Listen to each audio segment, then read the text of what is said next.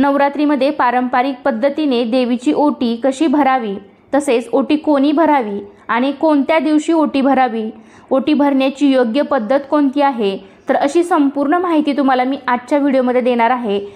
तर सर्वात आधी आपण पाहूया की देवीची ओटी कोणी भरावी। तर देवीची ओटी ही सवाष्णीने भरावी। देवीची ओटी भरणे हा एक तिचा मान आहे आणि तिला तिचा मान मिळाल्यावर ती आपल्या कामामध्ये बरकत देते, आपल्या सर्व मनोकामना पूर्ण करते आणि आपल्याला भरभरून आशीर्वाद देते। त्यामुळे वर्षातून एकदा तरी देवीला तिचा मान द्यावा। सर्वात महत्त्वाचं सांगायचं झालं तर देवीची ओटी ही यथाशक्ती आणि तुमच्या आवडीनुसार तुम्ही भरू शकता।